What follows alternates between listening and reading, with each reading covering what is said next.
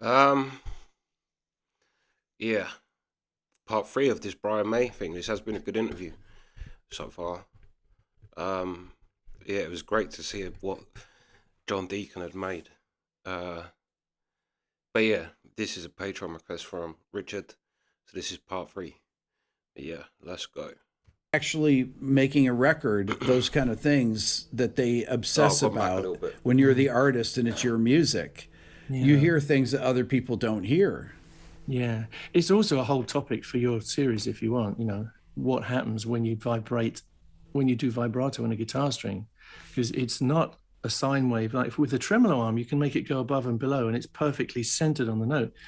When you're doing this on the string and stretching it, the only way it can go is up. Sharp, right? So it has to go Mm. sharp, which is a weird thing, isn't it? And you can hear Yeah. it on so many records. If people get into it, which is nice if they do, they're really pushing the vibrato, so it goes too sharp, and everything does start sounding flat. So you got to be really aware of that. And I like to use the tremolo arm to do a little adjustment if it's a sensitive area, so that it actually does stay in. And sometimes I use the tremolo like Hank Marvin to do the vibrato instead. And that's a nice effect too as well, because it also works on all the strings. If you're on a chord, you can make the whole thing just gently ripple, Mm. and it ripples around the center line. It's a sine wave. It's not up, up, up. So it's not like a violin. Guitar is different from a violin in that way. Violin, the guy can make it go. Go above and below, yeah. Yeah, yeah. One other thing that I always forget to ask people is, back then, what would you tune to? Would you tune to the piano? Would you have a tuner? How often would you tune? Not often enough, some people would say.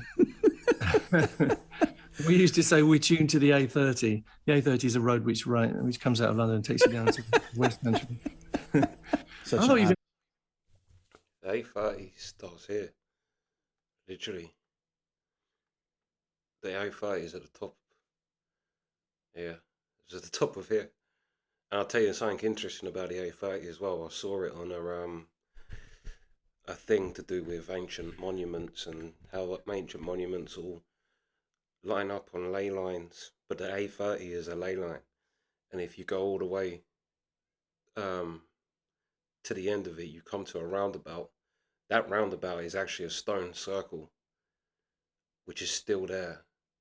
They just built a roundabout around it. So even the modern day folk that designed the A30 decided that that stone is literally a stone circle. I was watching a documentary about stone circles and they said the A30. I was like, oh. But yeah, that's right by here. Let's go. talk about this. I thought you were going to get me to play this thing. Oh, if you want to play, well, I didn't know if you were set up to play or not. Well, you told me I had to be, or somebody told me. Well, great. I did. I was like, I didn't know if you guys were ready to do that or not. Well, we could be. I didn't want to set up I didn't want to set up a little amp because it wouldn't be me really. So we have the AC30 over there. It's about 15 yards in that direction in a room. Okay, can I hear what it sounds like here?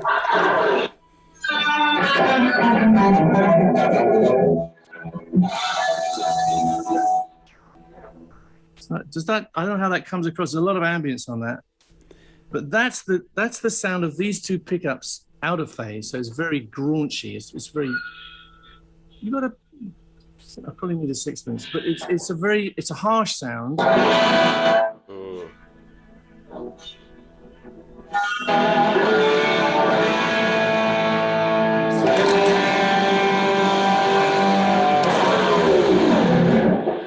But it's good for the does it's sound good like for Brian this. May. Seeing as we're on the subject of Bohemian Rhapsody, it's for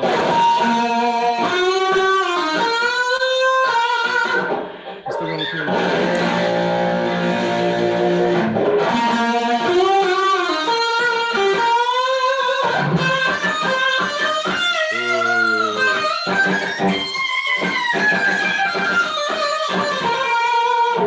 It's good for the harmonics. It screeches, but if I turn this pickup the other way around, so they're in series, they sound very.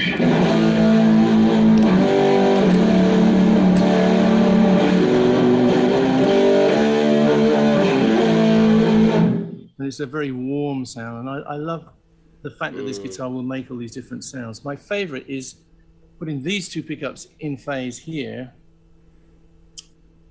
that gives me my sort of Tie Your Mother Down sound and the general rhythm sound. It's sort of tough. It's very much like Ed Van Halen's putting his pickup right here to get his brown sound, because the combination of these two gives you the harmonics that you need. It's quite tough, but it's warm.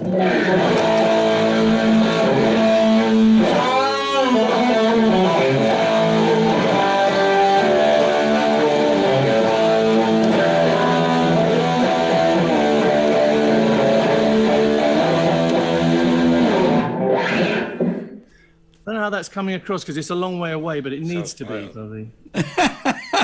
All right. That's it.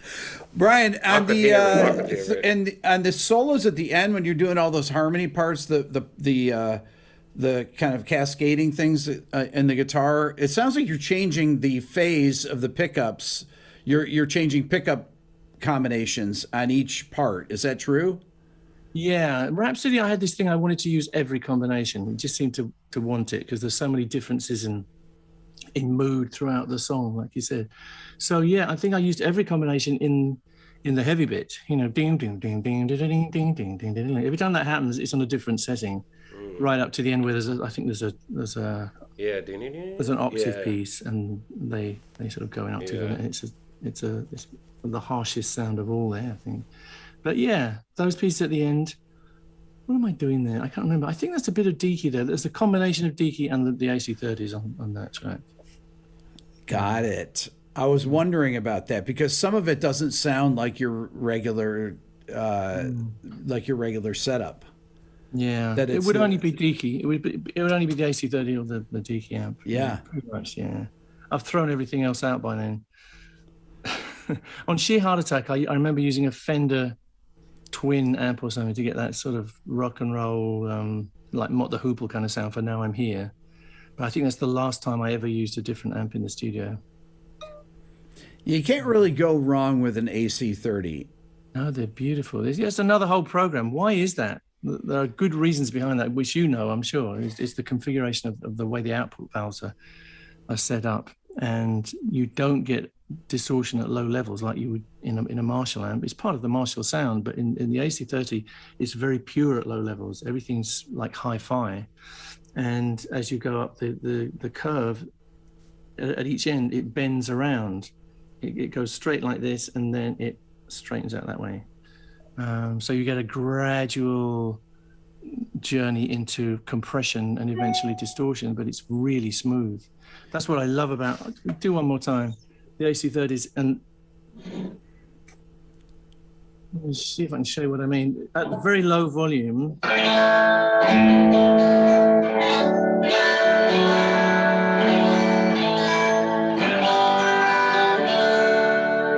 it's very kind of liquid and metallic, and you can hear every note, and no note interferes with any other. Right. As you turn it up, it starts to get a little more creamy, and things start to interfere with each other. But if you're clever, you make them interfere in a nice way, like the fifths and the fourths and whatever will give you a nice sort of creamy sound. So turning up.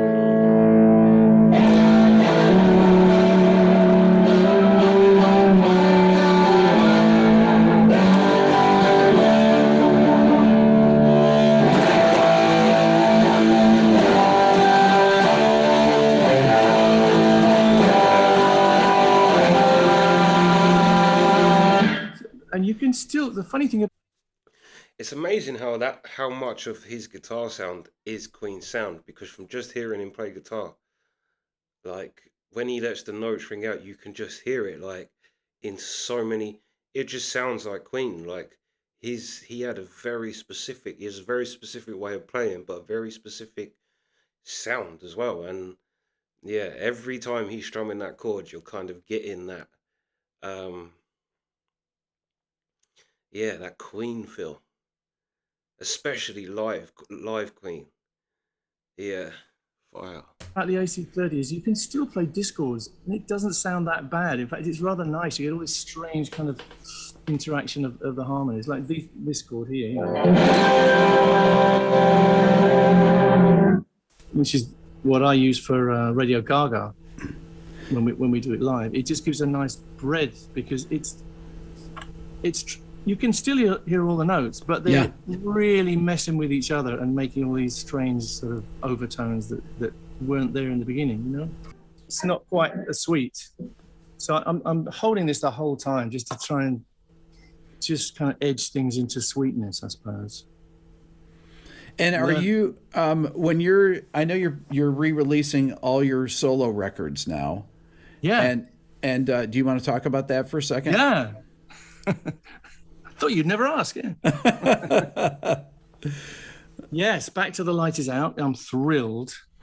It took us a long time to just polish it up. We didn't actually change any of the mixes, but we looked carefully at the remastering and the packaging and how it was cut and the color of the vinyl, all these sort of things which to me are part of the process, you know, how it feels, how it smells. This is important stuff. Yeah. So I'm thrilled that we now have the box set. It's I don't know. I don't think I have the box here, but this is what's inside it. And the vinyl is the key piece, really. The vinyl is what people love. Did you know, in Britain at least, the vinyl has overtaken the CD in terms of sales now? Wow. Yeah. Do you know what? I saw a rapper, Vinny Paz, on Joe Rogan. He said the same thing. Even down to the point, he said, we nearly didn't even make CDs of the albums. People buy vinyls. People have gone back to that kind of sound. And CDs, yeah, I think as well that there's something about a record that makes it, or vinyl, that makes it just seem more important, I guess, than a CD. Yeah, but a rapper, Vinny Paz, when he made his last album, he went on Joe Rogan and he said, CDs is kind of pointless. They did end up making CDs, but there was a serious discussion to just make vinyl. And tapes. Even tapes go better than CD. People don't like CD. And I suppose because CD's been outshone by MP3s and streaming. So if you want a CD quality thing, you can stream the song. But if you want a kind of more like real, then you're gonna go vinyl. Yeah, that's true. The biggest seller. I was in EMI yesterday, and they said vinyl is now our biggest physical seller. Isn't that amazing? That's actually great. Yeah, it's brilliant. People have an appreciation of what it's like. It's wonderful. You know, you take it out, you feel it, you smell it, and you have an experience with it because you get good stuff to read. You get nice big pictures. You get a booklet which is big, has lovely pictures. My booklet is gorgeous. You will love it. And then here's the pièce de résistance, the actual awesome vinyl itself, which you hit yourself with, and you put on your turntable and you put your little needle on, and magic happens. Human magic. Oh, Pete's got me a box. Thanks, Pete. Yeah, this is the box. So inside here is beautiful. Wow. Yeah, I love it. You get a white vinyl record in here as well, which is really a bit special. And you get the CD original exactly as it was. And you get another CD, which is all things that weren't actually included in the original sort of bonus tracks, but some of them are live and stuff. Like one of them is a live version of Time of the Down that we did with Slash on the Jay Leno show. Just things which happened in that epoch. So to me, I love it because it's buttoned it all up. And when I die, these things will be scattered around the world and they will be the best that could possibly be done with that part of my life. So I'm very happy with this. It's not going to sell billions, but to me, it's defining what I think is some of my best work. And it was done under probably the most painful conditions of my life because I was deeply depressed. And Back to the Light is about that. It's about finding a way out of the darkest place that there is. So there it is. That's my bit of promotion. Thank you very much. Brian, you're such a great singer. I mean, you're not only one of my favorite guitar players, but you're also, I mean, beyond your songwriting, you're such a great singer. I mean, it's really incredible to have a band that has so many people that can sing it in Queen. And when I hear your solo records, it's just you're just amazingly good singer. Oh, thank you. Even the times that you sing on Instagram that I see, I always think to myself, wow. Oh, that's very nice of you. Yeah, well, like, it was stiff competition in Queen, you know. Yeah. You have to keep your end up, you know, because Roger's a terrifyingly good singer. You know, he sang in his own band prior to being in Queen. He was the singing drummer, you know, the legendary singing drummer of Cornwall, and he would sit there and he would sing all the songs. So Roger, and he has a really excellent voice, and so the three of us. And John wouldn't sing. John was just not of the singing ilk. He just But yeah, they all have 4-octave voices in it, and they even said that Rogers, or was it Freddie or was it Brian that said it? That they all have a 4-octave range, but when it comes to the top octave, Roger, they could all hit it, but Roger hit it a bit more firmly.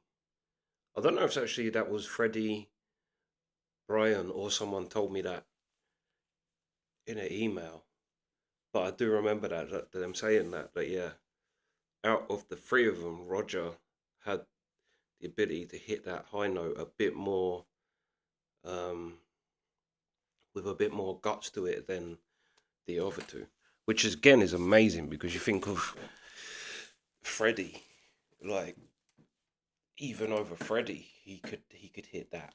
But then obviously, I don't think Roger got the same kind of. Mm, he hasn't got that voice that Freddie has in regular singing, but he could hit that octave, that high octave, yeah, better than Brian or Freddie. So yeah. wouldn't do that. He said, "I don't know." Even when you imagine he's trying to tell Freddie how to sing Another One Bites the Dust, and he doesn't sing. That's quite interesting. So he's playing bits on the piano, and he's given Freddie the words on the piece of paper, and he's like, "No, no, no, you know, another one." You know, it's like. But the three of us, we were kind of, I suppose, sort of fiercely competitive in a way.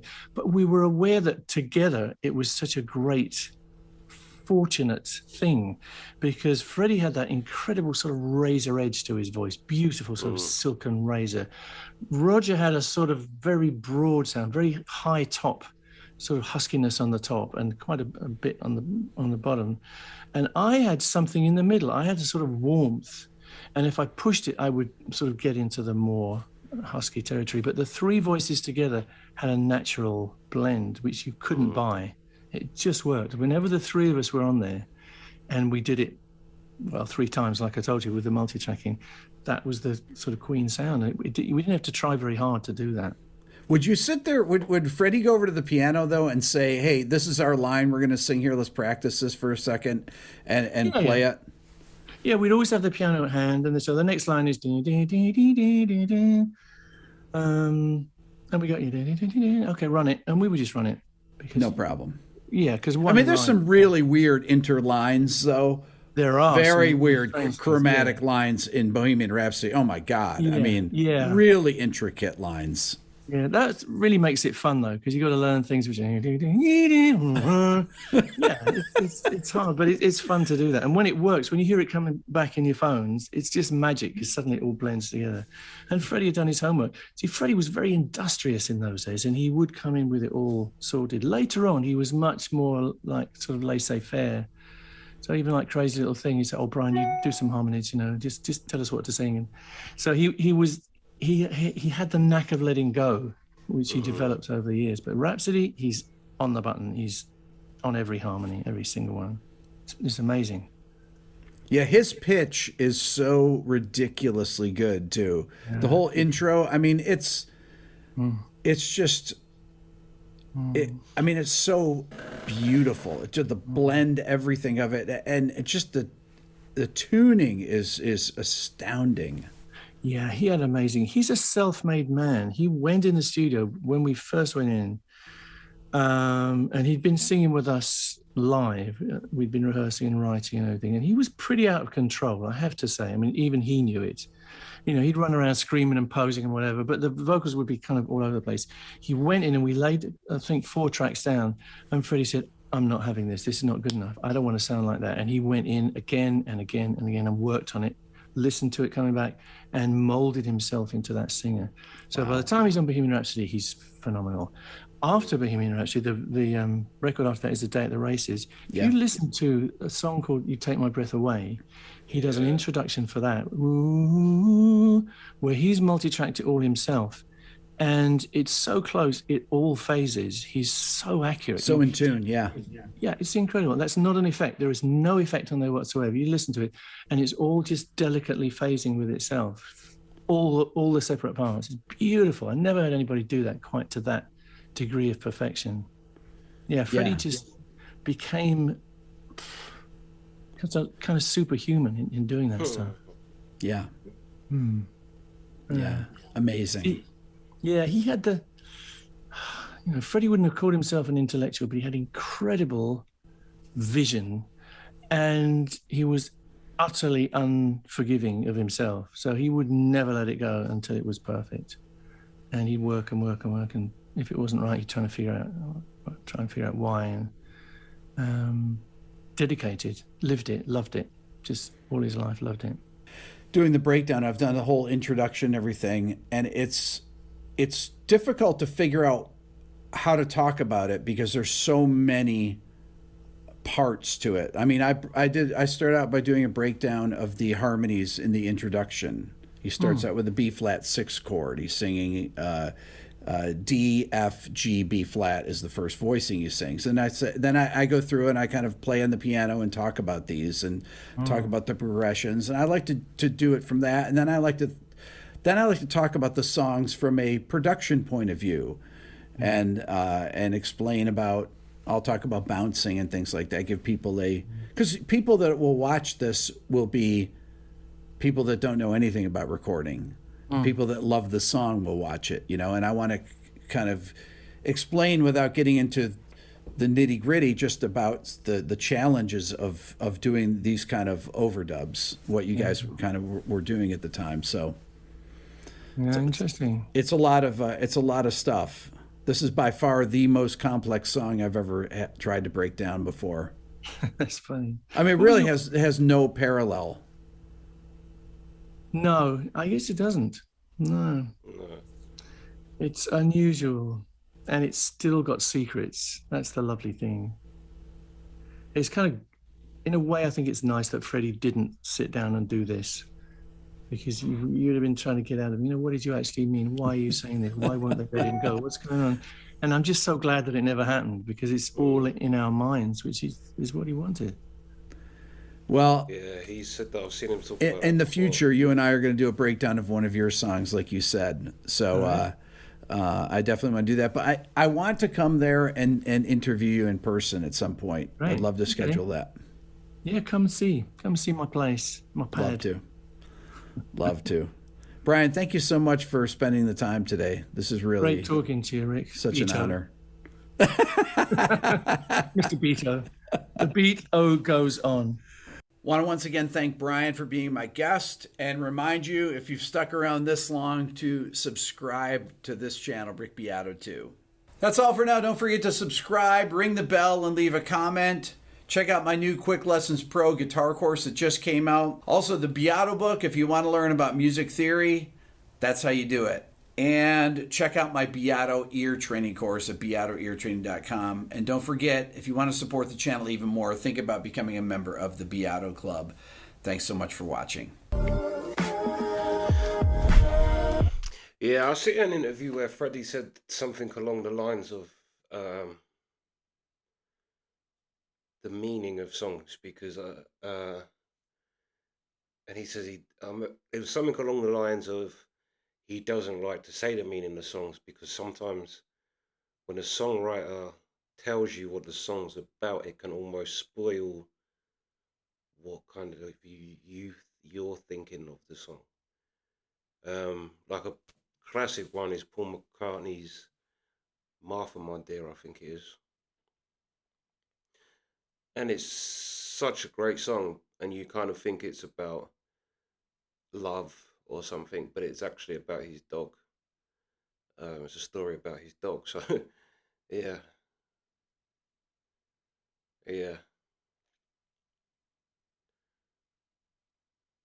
That was a great interview. what was great about him was that he let Brian May talk a lot. Like he wasn't jumping in with things. He would let Brian kind of come to the end of what he was saying. And I mean, sometimes you watch interviewers and they talk more than the actual person, and you think you're defeating your point of even doing what you're doing. But I thought that was great. That was a great interview, great in depth, and also it was good because it wasn't. I mean, Freddie come up towards the end quite a lot, but it was good that it was more based on the sound of Queen and specifically Brian's guitar and how he like it was very musical instead of trying to get a clip of Brian saying something sad about Freddie so you can go viral. Do you know what I mean by that? And when Freddie did come up, it was more talking about his actual ability rather than um, yeah, his death. Uh, so I like that too. I like that. Um, yeah, great interview. Great interview. I learned a lot from that. And when he was playing the guitar as well, you could just hear it. Also, I was going to say, what's his name? Neil Peart from Rush. Because I put Rush in that same kind of category where their songs are so complicated. And that's why they said, he's like, if you've got to play them night after night, then you make them complicated because then each time you make them as complicated as you can possibly make it because you're kind of, that forces you to be on top of your game because if it's really complicated, it's easy to mess up. So, and it also keeps it fun when you're playing night after night after night, like on a tour. The more complex the song, the more fun it is to play. And yeah, I think it was Neil Peart that said that there's always a bit in a Rush song that he's kind of scared to do, or like not scared, but when it comes to like that bit is tricky. So he like, and he said, and it always keeps you engaged in the music like that. So yeah, that was good too. But that was crazy. Just him literally sitting with a guitar, you could hear Queen. Like you could hear not any specific track, but you could just hear like it had that feel of Queen. Yeah, yeah, that was great, great. But yeah, that's the reactions. We